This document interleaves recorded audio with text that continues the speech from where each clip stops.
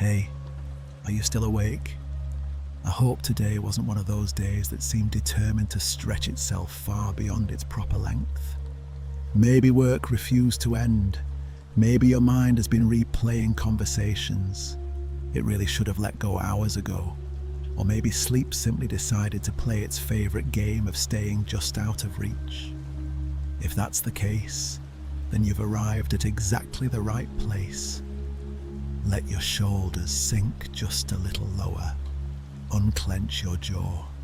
Let your breathing become slower than your thoughts. Because tonight, instead of worrying about tomorrow's problems, we're going to visit a world where perfectly sensible people worried that a mirror might quietly steal their soul after sunset.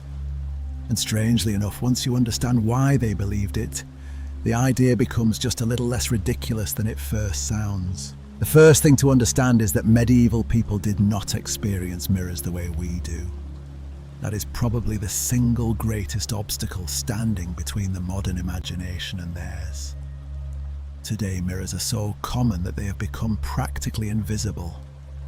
There is one in the bathroom, another in the hallway, several hidden inside cars, dozens scattered across shopping centres, and a tiny one tucked into nearly every smartphone. Reflection follows us everywhere without demanding a second thought. We spend our entire lives accidentally catching glimpses of ourselves in polished windows, elevator doors, glossy television screens, and even the back of an idle spoon. A person living in an ordinary European village during the 13th century would have considered this completely astonishing. Most villagers could go days without seeing a clear reflection of their own face. Imagine that for a moment. Imagine knowing every wrinkle on your father's hands, every scar on your neighbour's forehead, every missing tooth in your grandmother's smile, but possessing only the vaguest idea of what your own face actually looked like. Water offered reflections, certainly, but ponds rippled, rivers flowed, and buckets trembled whenever someone walked too close. Polished metal could reflect light, yet it produced a dark, distorted image that often stretched and warped the human features into unfamiliar shapes. The wealthy occasionally owned mirrors made from carefully polished bronze or silver, but these remained luxury objects beyond the reach of most households. Glass mirrors existed, but they were expensive, difficult to manufacture, and often imperfect. Their surfaces contained bubbles, slight waves, and tiny flaws that bent reality in subtle ways. Ironically, the very imperfections that medieval craftsmen struggled to eliminate may have strengthened the supernatural reputation of mirrors, because when your reflection smiles exactly as expected, the object seems ordinary. When your reflection appears slightly delayed because of uneven glass, when one eye looks larger than the other, when a candle flame bends strangely across the polished surface, your imagination begins doing what human imagination has always done. It starts inventing stories. Modern people sometimes assume superstition belongs exclusively to the uneducated, but this overlooks a much deeper truth about the human brain. Whenever we encounter something we cannot fully explain, our minds dislike uncertainty. They would rather accept an incorrect explanation than remain comfortably ignorant. A strange sound inside an old house becomes a ghost. An unexpected illness becomes a curse. A strange reflection becomes evidence that another world exists just beneath the visible one. The medieval world overflowed with uncertainty. Disease arrived without warning. Storms destroyed crops. Children died from fevers no physician could understand. Entire villages disappeared beneath famine or plague. In such an unpredictable existence, people naturally searched for hidden meanings everywhere. Mirrors fit perfectly into that search. After all, what exactly was a reflection? It looked like you. It copied your movements perfectly, yet it possessed no flesh, no heartbeat, no voice, no warmth. Stand before a polished surface long enough, and you find yourself staring directly into something that behaves like another person while remaining utterly unreachable. Even today, psychologists know prolonged eye contact with one's own reflection can produce deeply unsettling experiences. Laboratory experiments have shown that after several minutes of staring into a dimly lit mirror, many participants begin reporting distorted faces, unfamiliar features, or the sensation that another presence is staring back. Scientists explain this through neurological adaptation. Medieval villagers explained it through spirits. Honestly, considering they lacked neuroscience, their guess wasn't entirely irrational. Religion quietly amplified these fears. Medieval Christianity accepted without hesitation that invisible beings surrounded humanity. Angels existed, demons existed, saints could intervene. The devil actively sought opportunities to deceive mankind. This invisible spiritual landscape formed part of everyday reality rather than symbolic metaphor. When a priest warned that temptation surrounded every household, listeners did not imagine abstract moral philosophy. They imagined literal, unseen creatures. Consequently, every unusual object possessed spiritual possibilities. A doorway separated safety from danger. A crossroads invited wandering spirits. A forest concealed supernatural creatures. A mirror became something stranger still. It appeared to open into another version of reality. One of the oldest fears surrounding mirrors involved the soul itself. Across Europe, local traditions blended ancient pagan beliefs with Christian teachings, until it became surprisingly common to think reflections represented more than simple light. Some believed the reflected image contained part of the human spirit. Not the entire soul, certainly, but perhaps its visible shadow. If the reflection could somehow become damaged, disturbed, or corrupted, then perhaps the person standing before it might suffer similar consequences. This sounds wonderfully dramatic. Unfortunately for medieval households, dramatic ideas tended to become practical rules. Children were sometimes warned not to stare into mirrors unnecessarily.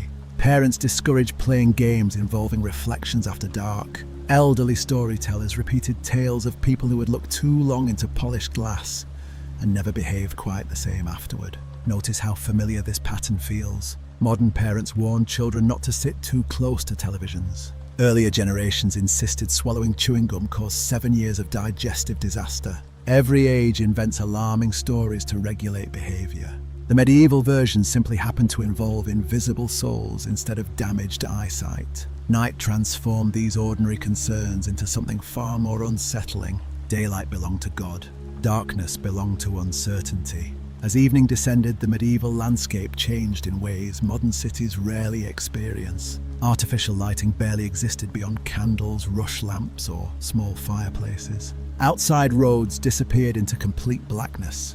Inside, shadows stretched across timber walls, while every flickering flame produced moving shapes that seemed almost alive. Now imagine placing a slightly uneven medieval mirror beside a candle. The flame dances, your reflection shifts. Darkness surrounds the edges. Your own face appears to emerge from endless blackness. Every blink changes the image. Every tiny movement of fire reshapes your features. Honestly, you hardly need demons. Physics is already putting on an impressive performance. Yet medieval observers naturally interpreted these strange visual effects according to the worldview available to them. If demons preferred darkness, then darkness around mirrors deserved caution. If evil spirits sought entrances into human homes, perhaps polished surfaces offered pathways. Nobody could prove otherwise. That inability to disprove became fertile ground for folklore. Stories spread remarkably fast in communities where oral tradition carried far greater authority than written books. One grandmother claimed her cousin had seen strange faces inside a mirror during winter. A traveling merchant insisted an abandoned manor contained a cursed, polished plate that reflected dead family members. A monk warned against vanity while quietly mentioning mirrors had tempted sinners for centuries. Each story gained small embellishments with every retelling. Human beings are extraordinary storytellers. They are considerably less extraordinary fact-checkers. The remarkable thing is not that these tales existed. The remarkable thing is how they shaped ordinary behavior. People adjusted routines. Some avoided unnecessary reflection after sunset. Others covered polished objects before sleeping. A few households turned mirrors toward walls during periods of mourning, believing wandering souls might become trapped within reflective surfaces if left exposed. That particular custom survived astonishingly long. Even centuries later, families across Europe continued covering mirrors after someone died. Many never remembered precisely why. Tradition often outlives explanation. It becomes something people simply do because previous generations insisted it mattered. Anthropologists love moments like these because they reveal one of humanity's favorite habits. We inherit rituals far more easily than reasons. Ask someone why they follow an old family tradition and the answer often begins with, "That's just how it's always been." Medieval Europe excelled at preserving habits. whose original meaning slowly faded into comfortable mystery. Mirrors also suffered from another unfortunate association. They encouraged vanity. Religious writers repeatedly warned that excessive concern with appearance distracted believers from preparing their souls for eternity. The mirror therefore became morally suspicious, not evil in itself, but dangerous because it tempted pride. Pride, according to medieval theology, stood among the greatest sins. Lucifer himself supposedly fell because of pride. Kings destroyed kingdoms because of pride. Ordinary villagers ruined perfectly respectable lives because they believed themselves slightly more important than everyone else. Sound familiar? Some aspects of humanity display remarkable consistency. Consequently, staring too lovingly into one's own reflection risks becoming more than poor manners. It became spiritual carelessness. One can almost imagine a medieval priest sighing gently while observing someone admiring themselves for too long. "My child," he might say, "perhaps spend half as much time examining your conscience as you spend examining your hairstyle." Reasonable advice, honestly, though admittedly much easier to follow before modern hair products entered the conversation. Interestingly, mirrors occupied an uncomfortable position between luxury and necessity. Most ordinary villagers did not require them for survival. They required bread, they required firewood, they required livestock. A polished reflective surface ranked considerably lower on the practical priority list. Therefore, mirrors often belonged to households possessing greater wealth. Expensive possessions naturally accumulated symbolic importance. Objects unavailable to most people frequently become surrounded by mystery. Gold acquires legends, jewels inspire myths, rare books attract magical reputations. Mirrors quietly joined that distinguished company. If only wealthy families owned convincing reflections, perhaps the objects themselves possessed unusual powers. Human imagination has always enjoyed confusing rarity with supernatural significance. As the evening deepened and candlelight continued dancing across polished metal or wavering glass, medieval families occupied a psychological landscape almost impossible for modern observers to recreate. Outside lay forests, wolves, uncertain roads, and invisible spirits. Inside waited prayers, stories, flickering shadows, and occasionally a mysterious object capable of producing another version of every human face. The mirror rested silently against the wall, doing absolutely nothing except reflecting available light. Yet in the minds of countless people it had become something infinitely more complicated. Not merely household decoration, not simply a useful object, but a fragile boundary between the familiar world of warm firelight and an unseen realm that nobody wished to disturb after the sun had quietly disappeared below the horizon. As the fire settled into glowing embers and the sounds of the village slowly disappeared into the night, the mirror became something even stranger than an expensive household possession.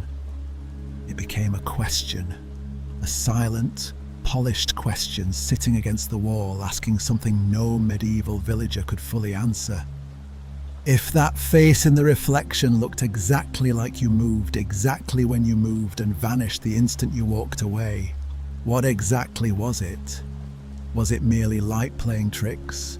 Or was it proof that every human being possessed an invisible double that lived somewhere just beyond ordinary sight? To us, the answer feels wonderfully obvious. We understand light bouncing from smooth surfaces into our eyes. We can explain reflection with physics, geometry, and enough diagrams to make an engineer very happy. Medieval Europe possessed none of those explanations. Instead, people lived inside a world where invisible realities were considered every bit as genuine as visible ones. Heaven existed above. Hell existed below. Angels walked unseen among the faithful. Demons whispered into human thoughts.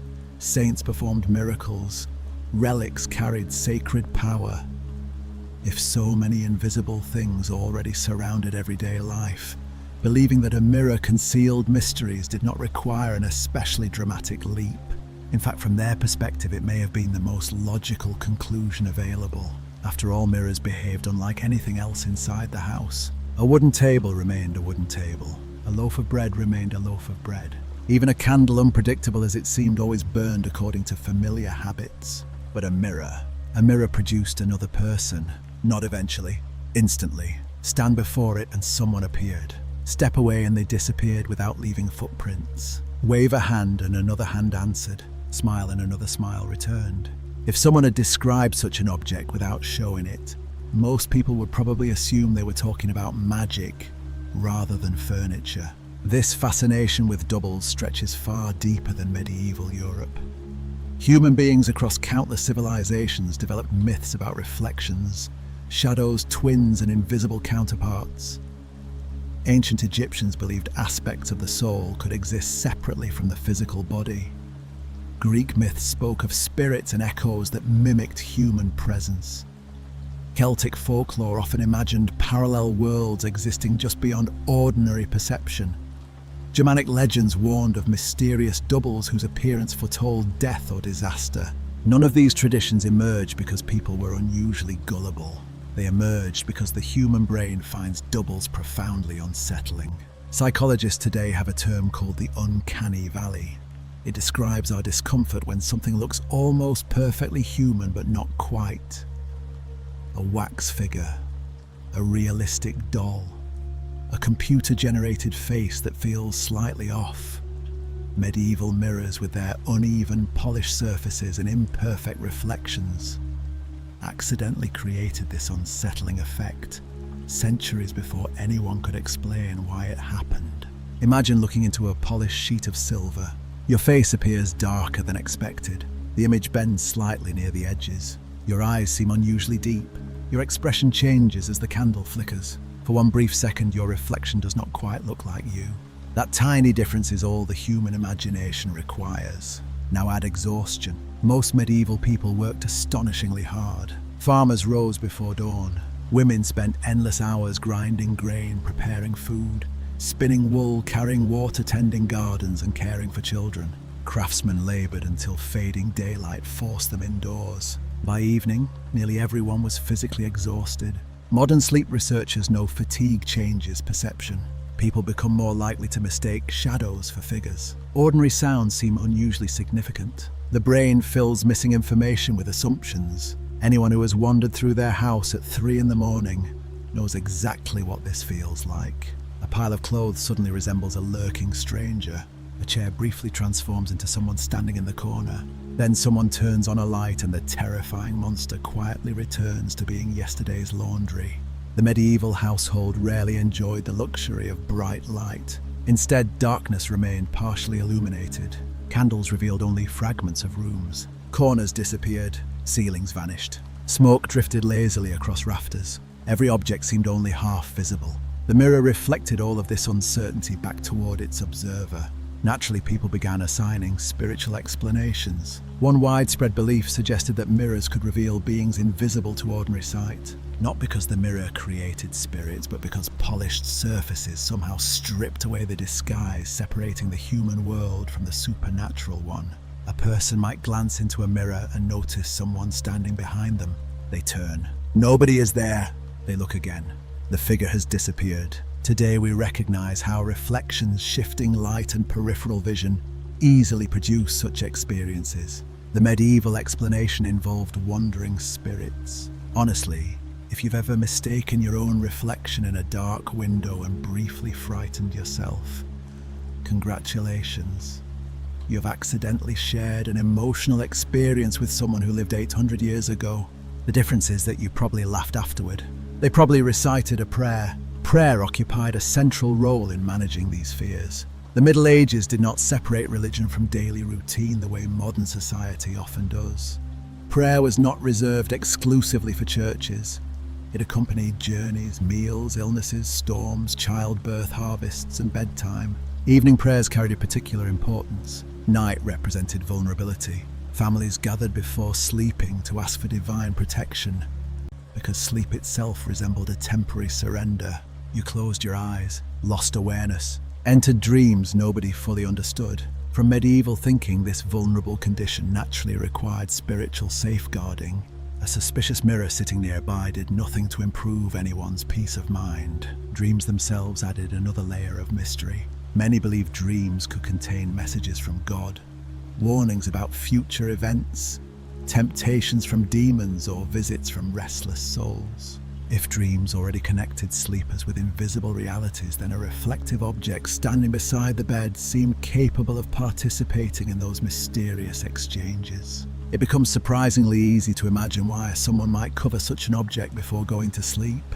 Better safe than accidentally inviting supernatural guests. The church officially rejected many popular superstitions while quietly tolerating others. This balancing act defined much of medieval religious life. Priests frequently condemned fortune tellers' magical charms and pagan rituals, yet local customs remained astonishingly resilient. Villagers blended Christian belief with centuries of inherited folklore until separating one from the other became almost impossible. A grandmother might attend Mass every Sunday, while simultaneously warning grandchildren never to whistle after dark because wandering spirits disliked cheerful music. No contradiction seemed necessary.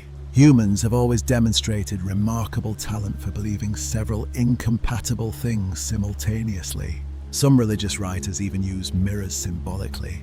The soul, they suggested, resembled a mirror reflecting God's image. Sin clouded the surface, virtue polished it clean. This beautiful metaphor unintentionally reinforced the special status of reflective objects. When religious language repeatedly compared mirrors to spiritual reality, ordinary listeners naturally concluded mirrors deserved unusual respect or unusual caution. Sometimes both. Then there were stories. Every medieval village possessed storytellers, not professionals. Simply older people who had accumulated decades of memories, rumors, warnings, and dramatic embellishments. Children gathered beside fireplaces. Adults listened while repairing tools or spinning thread. Stories entertained, educated, and enforced community values all at once. Naturally, mirrors found their way into these tales. A traveler ignores warnings and gazes into a mirror after midnight. A proud, noble woman becomes obsessed with her own beauty until strange faces begin appearing beside her reflection. An abandoned manor contains a polished metal mirror nobody dares touch because previous owners disappeared mysteriously. Were these stories true? Almost certainly not. Did anyone care? Not especially. Stories do not survive because they are accurate. They survive because they feel meaningful. Fear spreads far more efficiently through memorable narratives than through logical arguments. Tell someone reflections obey optical laws and they politely nod. Tell someone your cousin once saw glowing eyes staring back from an empty mirror. That story lingers for years. There is another fascinating reason mirrors inspired anxiety. Unlike paintings or statues, reflections moved. Movement has always attracted human attention. Our ancestors evolved to notice moving shapes instantly because predators tended to move. A motionless object rarely kills anyone. A moving one deserves immediate consideration. Consequently, reflections constantly demanded attention. Even tiny gestures became noticeable. Blink, the reflection blinks. Tilt your head, the reflection follows. Move the candle slightly, the entire reflected world shifts. Your brain continuously monitors these changes without conscious effort. This automatic attention may explain why mirrors feel strangely alive despite our complete understanding of how they function. For medieval observers lacking scientific certainty, that feeling became even stronger. Some believed mirrors could even preserve traces of previous events. If countless people had stared into the same polished surface over decades, perhaps something of them remained. Their emotions, their sins, their prayers, their grief, their final moments. Modern ghost stories about haunted mirrors still rely upon this exact psychological idea.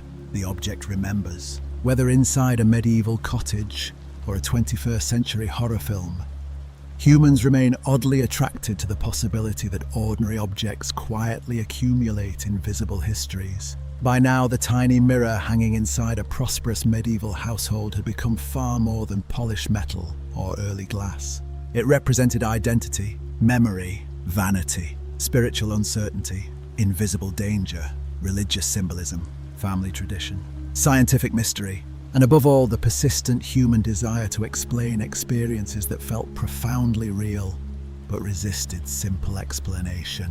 Yet perhaps the greatest irony of all is this: the mirror itself never changed. It continued performing exactly the same task every single evening. It reflected whatever stood before it with absolute indifference. The fear came not from the object, but from the astonishing imagination of the people who gazed into it. And in the long, flickering hours after sunset, when the candlelight trembled, the house creaked softly, and every shadow seemed capable of movement.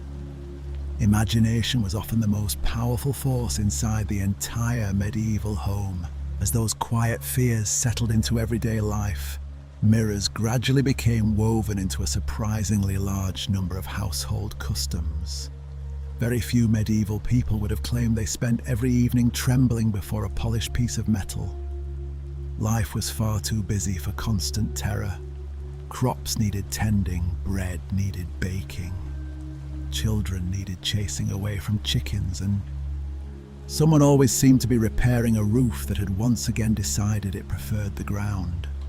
Yet even ordinary objects could quietly accumulate rituals over generations until nobody remembered exactly when they had begun or why everyone still followed them.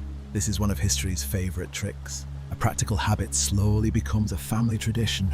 A family tradition becomes local custom. Local custom eventually transforms into something people believe has always existed. Ask someone why they do it, and the answer often becomes remarkably simple.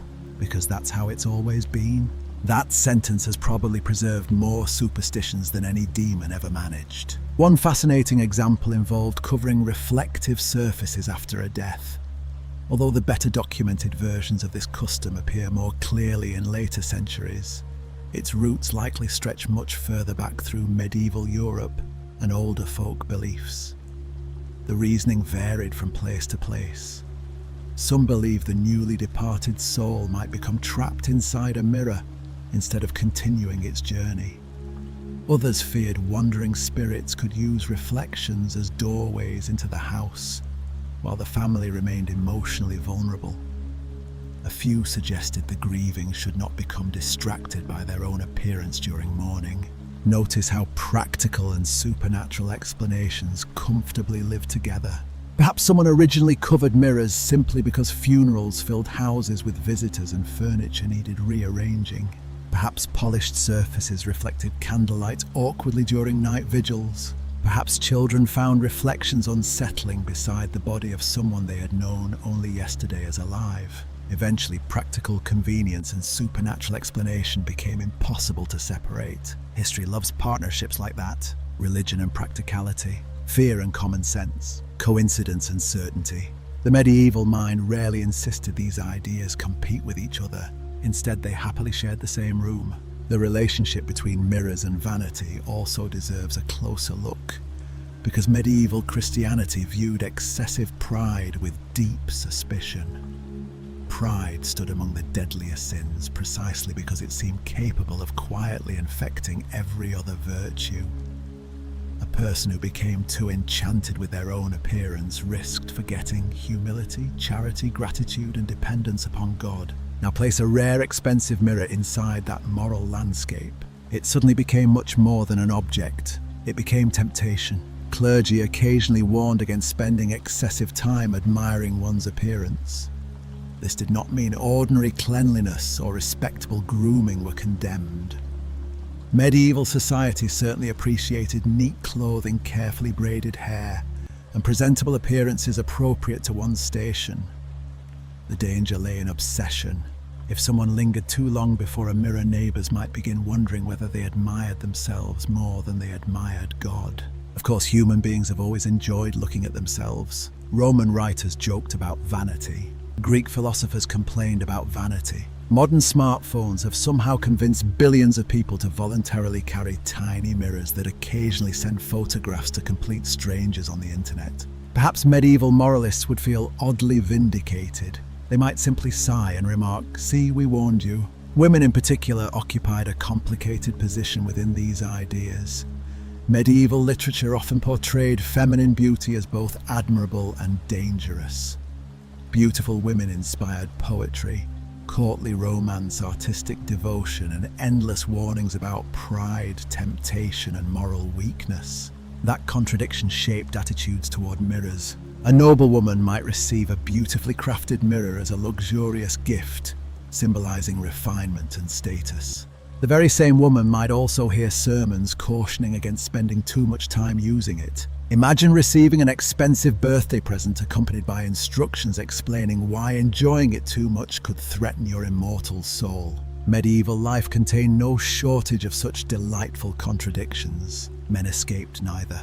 Knights polished armor until it gleamed brilliantly. Merchants dressed impressively to signal prosperity. Young men carefully arranged fashionable hairstyles whenever fashion allowed such extravagance. Vanity, despite popular stereotypes, proved wonderfully democratic. Everyone possessed the ability to think rather highly of themselves. Religion simply reminded them they probably shouldn't. Mirrors also appeared in stories about truth. Unlike flattering friends or ambitious servants, reflections supposedly refused to lie. This idea seems comforting until one remembers medieval mirrors often distorted images dramatically. An uneven surface could lengthen a face. A polished silver disc might darken skin tones. Tiny imperfections bent straight lines into gentle curves. Ironically, the one object people believed revealed truth often produced highly inaccurate images. There is probably a lesson hidden somewhere inside that observation. Perhaps every generation mistakes its own distorted reflections for perfect reality. Children encountered mirrors differently from adults. A medieval child might see their reflection only occasionally. Wealthier households possess more opportunities, but most ordinary children spent far more time examining streams, puddles, polished cooking pots, or quiet ponds than purpose-built mirrors. Water reflections possessed their own strange personality. Wind disrupted them, rain erased them. Ripples shattered faces into dancing fragments. Stand too close and your image disappeared. Stand back and it returned. These shifting reflections naturally encourage stories about enchanted lakes, hidden spirits, or mysterious creatures waiting beneath calm surfaces. Many fairy tales quietly borrowed from these experiences. Water seemed alive because reflections constantly changed. Mirrors inherited part of that mystery while adding something even stranger: stability. Unlike ponds, they reflected regardless of weather. Unlike rivers, they traveled indoors. Unlike polished kettles, they existed specifically to produce reflections. No wonder they acquired an unusual reputation. Travelers occasionally encountered mirrors during journeys, particularly in wealthier homes, monasteries, castles, or prosperous inns. Imagine arriving after several exhausting weeks walking muddy roads. You have not seen your own face clearly in a very long time. Then your host quietly presents a polished mirror. The experience might feel surprisingly emotional. You notice new wrinkles, longer hair, sun-darkened skin, a healing scar, weight lost through difficult travel. Your own face becomes evidence that time has continued moving while you were too busy surviving to notice. Modern people encounter mirrors dozens of times every day. The medieval traveler sometimes rediscovered themselves. That rediscovery could feel deeply unsettling. Monasteries developed particularly thoughtful attitudes toward reflection, both literal and spiritual. Monks copied manuscripts discussing self-examination, humility, and moral discipline. The mirror became a favorite metaphor because it encouraged inward reflection as much as outward observation.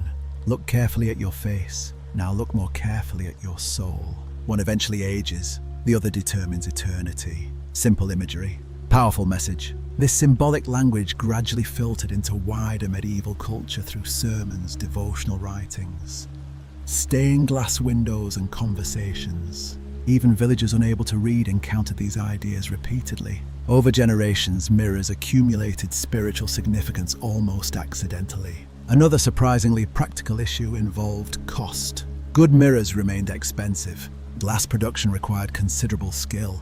Metal polishing demanded patience. Transport added further expense. Consequently, many households owned only one reflective object, if any. Scarcity increases perceived importance. People rarely invent elaborate folklore about common pebbles lying beside every road. They reserve mystery for unusual possessions. A household mirror became something worth protecting. Children learned not to damage it. Visitors noticed it. Neighbors admired it. Rare objects naturally invite symbolic meaning. Human beings seem almost incapable of resisting this impulse. Think about treasured family heirlooms today. A grandfather's watch, a wedding ring, an old photograph. Objectively, these items consist of ordinary materials. Emotionally, they become priceless because memory transforms them. Medieval mirrors underwent a similar process. Material value slowly attracted spiritual value. Fear completed the transformation.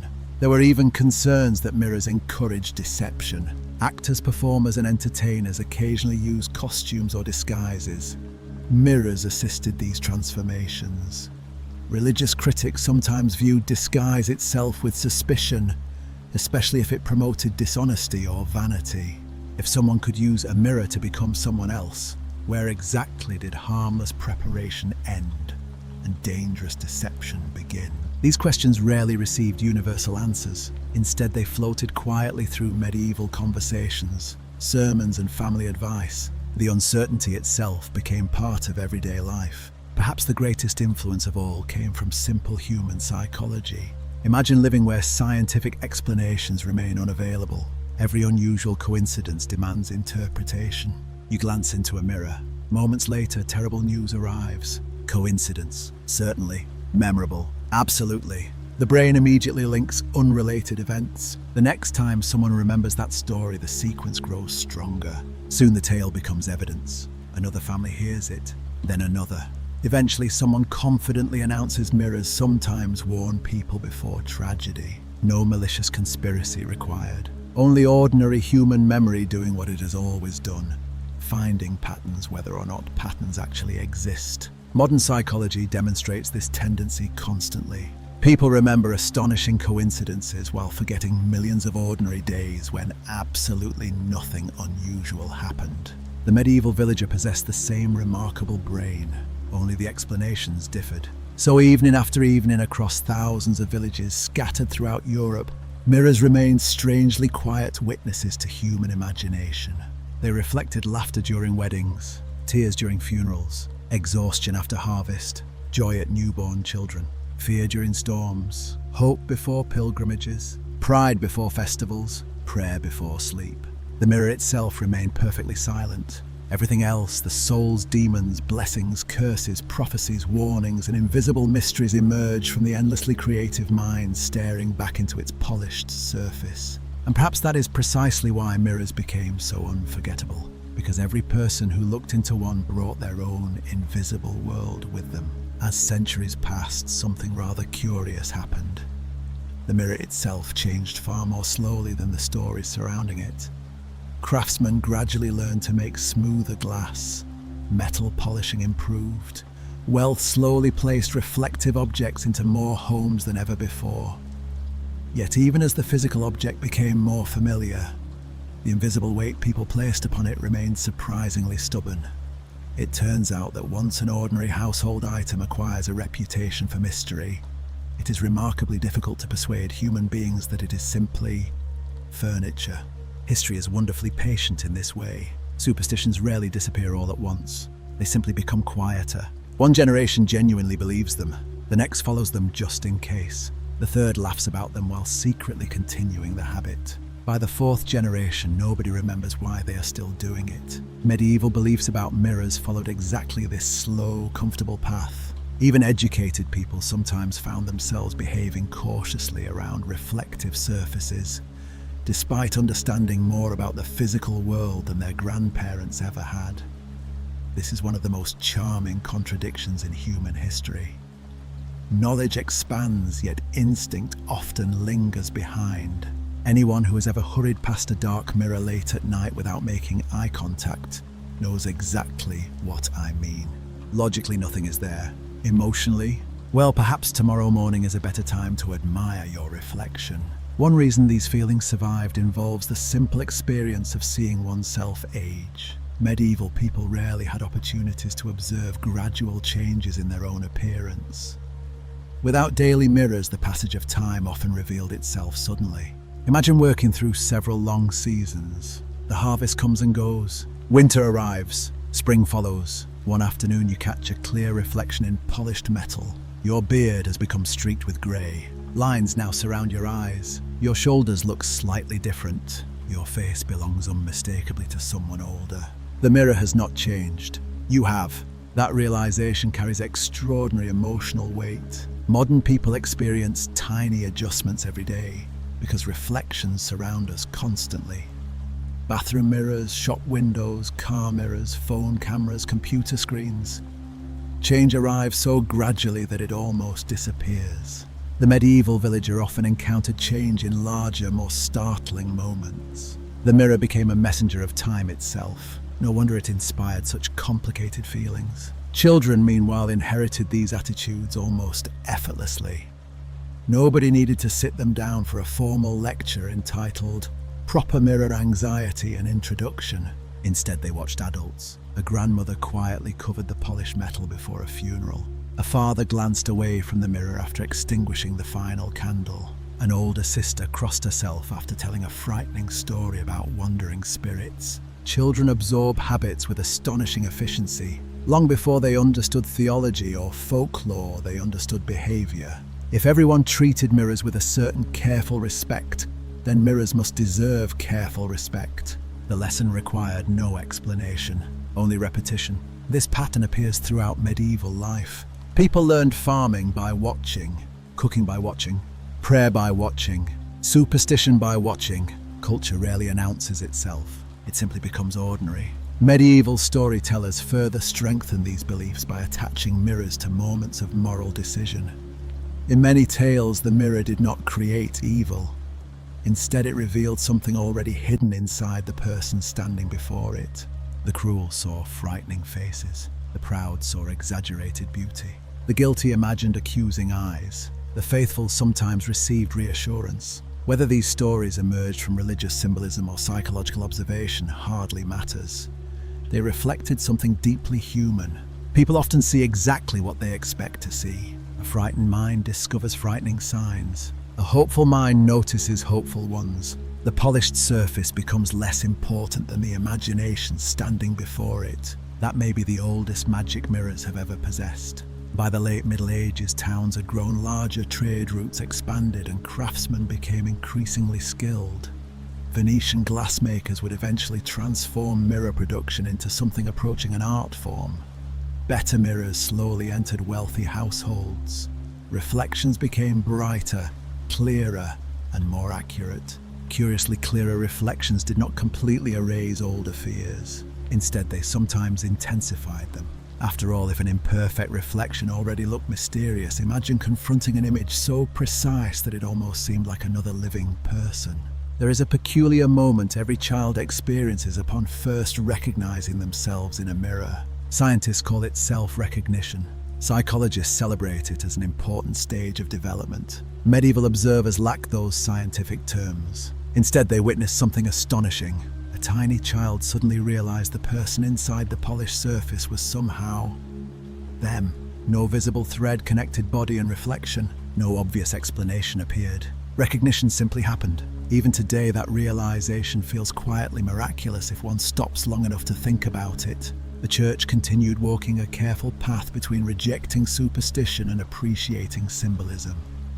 Official teaching generally discouraged magical thinking, fortune-telling, an irrational fear of objects themselves. A mirror possessed no independent spiritual power simply because it reflected light. Yet sermons still used mirrors as powerful metaphors. Examine your conscience as carefully as your face. Clean your soul more diligently than your clothing. Do not become obsessed with outward beauty while neglecting inward virtue. These comparisons appeared again and again because everyone understood them. The mirror had become one of the strongest visual symbols available. Ironically, religious attempts to reduce superstition sometimes reinforced the mirror's importance simply by discussing it so frequently. Human beings have always possessed an extraordinary ability to misunderstand perfectly good advice. Another fascinating layer involves hospitality. Wealthier homes occasionally displayed attractive household possessions for visiting guests. Mirrors belonged among these rare objects worth noticing. Imagine arriving at a prosperous merchant's home. The furniture appears finer, the tableware shines, colourful fabrics hang from the walls. Then near the bed or chest rests an unusually bright mirror. Guests naturally examine it. Conversations begin. Where was it made? How much did it cost? Have you ever seen one this clear? Before long, stories emerge. Someone recalls hearing strange tales about mirrors. Another insists their uncle refused to look into one after midnight. A third claims monks in another town believed something entirely different. Thus folklore travelled, not through books, through dinner conversations. One guest carries the story home. Another repeats it during winter evenings. Soon an entire region shares remarkably similar beliefs despite never having met the original storyteller. Ideas travel much like seeds, quietly, patiently, almost invisibly. The medieval imagination also loved thresholds, places where one world met another. Doorways separated indoors from outdoors. Bridges crossed rivers. Forest edges marked the boundary between civilization and wilderness. Sunset joined day with night. Mirrors represented another threshold. Not a physical one, a visual one. Here stood the ordinary world. There appeared another version of it, almost identical. Almost. That tiny difference fascinated generations. Because thresholds always invite questions. What happens if someone crosses them? Could something cross back? Even if most sensible villagers dismissed such dramatic possibilities enough, uncertainty remained to keep the stories alive. Fear rarely requires certainty, it merely requires possibility. Perhaps the greatest irony is that mirrors spent most of their existence performing remarkably boring tasks. Checking whether soot covered one's face after tending the hearth, making sure a head covering sat correctly, removing a splinter from a cheek, inspecting an injured eye, helping trim a beard, confirming there was no cabbage stuck embarrassingly between one's teeth before greeting visitors. Not exactly the glamorous activities one associates with gateways to the supernatural. Yet this mixture of ordinary usefulness and extraordinary symbolism made mirrors uniquely fascinating. A sword served obvious purposes, a loaf of bread solved obvious hunger. A mirror quietly performed practical work, while simultaneously collecting centuries of spiritual speculation. Very few household objects have enjoyed such an unusual double life. Perhaps because mirrors constantly encourage the oldest question any human being can ask. Who am I? Not merely what do I look like. Who am I beneath the face? Religion answered one way, folklore another, philosophers another still. The mirror never answered at all. It simply waited, patiently, silently, returning whatever expression appeared before it, generation after generation, while humanity filled that silence with myths, prayers, fears, hopes, and stories that often revealed far more about ourselves than about the polished surface we believed held so many secrets. By the end of the Middle Ages, countless people had stared into those quiet reflections, searching for reassurance, beauty, warning, forgiveness, hidden spirits, or perhaps simply confirmation that they still existed exactly where they believed they did. And every evening as daylight faded and candlelight began its familiar dance across polished metal, the old questions returned with the darkness as faithfully as they always had. Eventually, almost without anyone noticing, Europe began changing around the mirror. The great medieval world slowly gave way to the Renaissance, then to the early modern age, and later to the scientific revolutions that would explain light reflection optics and the wonderfully ordinary behavior of polished surfaces. Scholars calculated angles, glassmakers perfected techniques, philosophers questioned ancient assumptions, scientists demonstrated that reflections obeyed physical laws rather than invisible spirits. And yet, if history teaches anything, it is that knowledge and imagination rarely replace one another. They simply learn to live together. A person could understand exactly how a mirror worked and still feel strangely uncomfortable passing one in complete darkness. The heart often takes a much slower journey than the mind. Perhaps that is why so many old mirror superstitions survived long after medieval Europe disappeared. Covering mirrors after someone dies remained common in many regions. Breaking a mirror supposedly brought years of bad luck. Some people avoided placing mirrors opposite beds. Others refused to look into one during thunderstorms or after midnight. These customs crossed centuries almost effortlessly. Most people who followed them no longer believed mirrors imprisoned souls or welcomed demons. But somewhere beneath the surface lingered the quiet feeling that reflections deserve just a little respect. Just in case. That tiny phrase has carried an astonishing amount of folklore through history. Just in case. You probably know it yourself. Someone says never walk under a ladder. You smile. Then you walk around it anyway. Not because you truly believe disaster awaits. Simply because walking around feels easier than testing thousands of years of accumulated human anxiety. Medieval people would probably understand that perfectly. Looking back, perhaps the most remarkable thing about these old beliefs is not that people feared mirrors. It is that mirrors encouraged them to think about things that matter deeply. Life, death, identity, memory, judgment, the soul. Every civilization eventually finds ordinary objects capable of carrying extraordinary questions. For medieval Europeans, the mirror became one of those objects. Not because polished glass possessed magical power, but because the human imagination certainly did.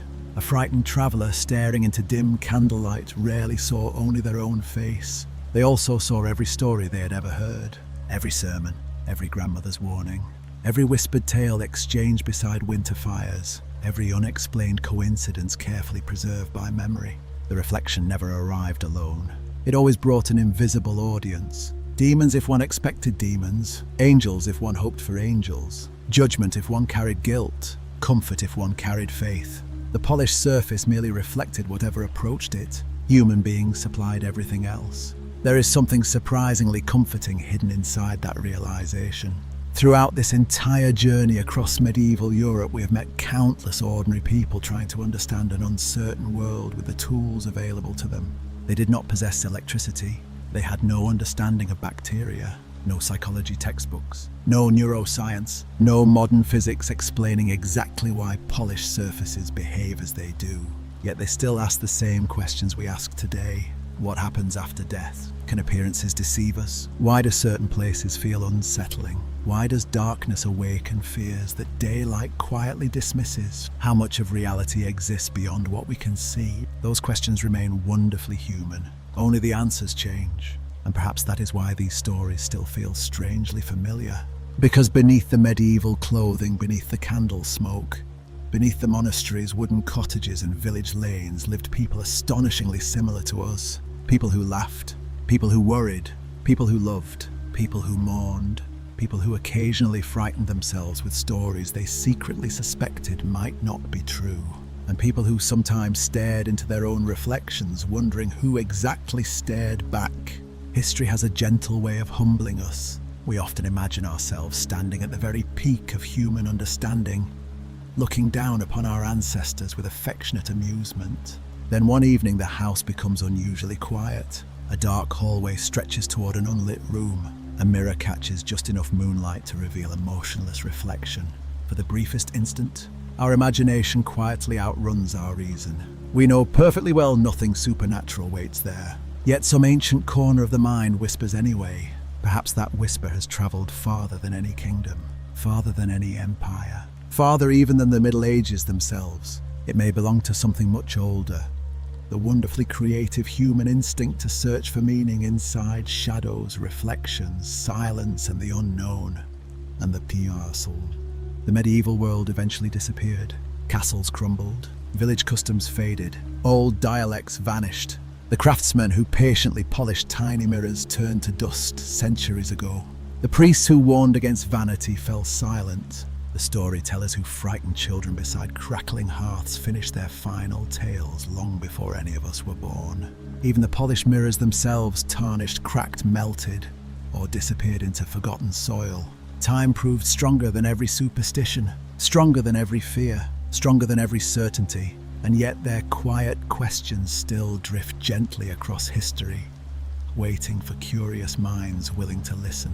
Perhaps tonight, as your own room grows still, you might think about those medieval villagers extinguishing their final candle. Outside, only wind moves through dark trees. Inside, a single polished surface reflects the last trembling light. Someone reaches over, carefully covers the mirror.